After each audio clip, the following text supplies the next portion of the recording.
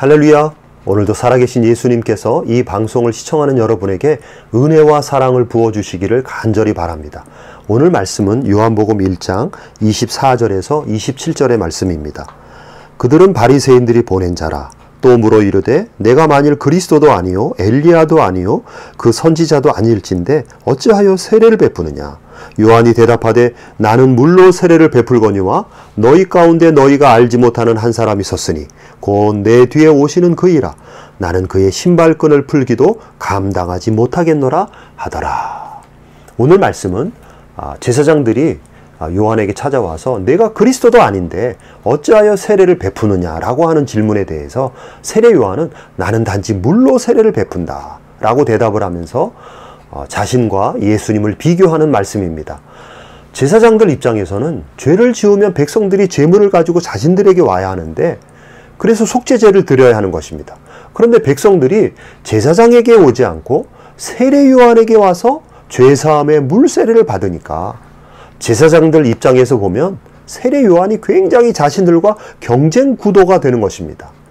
그리고 제사장들이 죄사함의 그 제사를 드리면 짐승을 잡아야 하는 매우 번거로운 과정을 거쳐야 되지만 세례 요한에게 와서 죄사함의 그 물세례를 받으면 너무나 간단하고 편하게 끝나는 것입니다.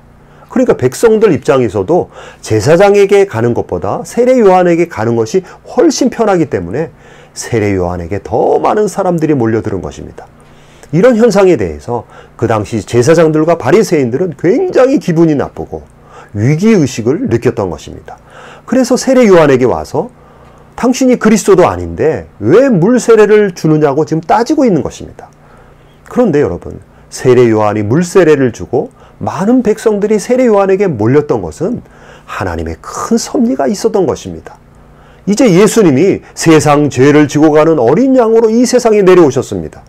그리고 예수님이 십자가에서 인간의 모든 죄를 사하시기 위해서 희생 제물이 되셔서 죽으실 것입니다. 그러면 그 이후로는 성전에서의 짐승 제사는 다 없어져야 하는 것입니다. 예수님의 십자가 희생 제물 이후로는 성전에서의 짐승을 통한 희생 제사는 다 폐지되는 것입니다. 왜냐하면 구약의 수많은 짐승을 통한 죄사함의 그 제사는 모두 다 예수님을 예표하고 있고 예수님의 십자가 희생을 보여주고 있기 때문에 그렇습니다.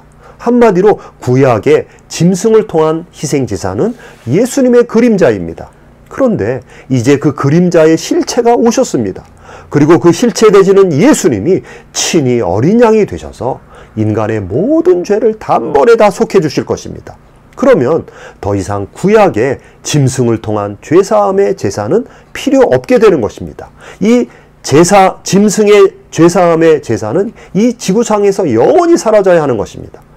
그런데 인간의 무지와 한계로 인하여 제사 제도가 한 번에 다 폐기될 수가 없는 것입니다. 그러니까 먼저 하나님은 요한의 물세례를 통해서 전통적인 제사장의 그 짐승을 통한 그 제사를 현저하게 약화시키고 있는 것입니다. 그래서 하나님은 세례 요한을 세우셔서 강력한 죄사함의 물세례 역사를 일으키셨습니다. 그럼으로써 자연스럽게 제사장에게 가서 죄사함의 짐승 제사를 못 드리게 만든 것입니다. 그것이 바로 오늘 말씀에서 세례 요한이 물세례를 하게 된 이유인 것입니다. 그런데 제사장들과 바리새인들은 그러한 하나님의 섭리와 뜻을 모르고 세례 요한에게 와서 따지고 있는 것입니다. 여러분, 인간이라고 하는 것은 자신이 살고 있는 시대에 어떻게 하나님의 섭리가 나타나고 있는지를 잘 알지 못하는 것이 바로 인간의 한계입니다. 오늘날 코로나 환란도 분명한 하나님의 섭리와 뜻에 따라서 나타나고 있습니다. 우리는 코로나 환란을 통한 하나님의 섭리와 뜻이 무엇인지 잘 깨닫고 분별해야 합니다. 제사장들이나 바리새인들처럼 자신들의 이익을 위해서 하나님의 뜻도 모르고 하나님의 섭리도 모르는 어리석은 자들이 되어서는 안 되는 것입니다. 이제 계속해서 세례 요한은 27절에서 자신과 예수님을 비교하고 있습니다. 27절에 보니까 나는 그의 신발끈 풀기도 감당하지 못하는 자다. 여러분, 그 당시 노예와 하인 제도가 있었는데 하인들 중에서 가장 비천한 하인이 하는 일이 뭐냐면 바로 주인이 외출했다가 집에 들어오면 주인의 신발끈을 풀고 신발을 벗기고 주인의 발을 씻겨주는 것입니다. 그것이 가장 비천한 하인이 하는 일입니다.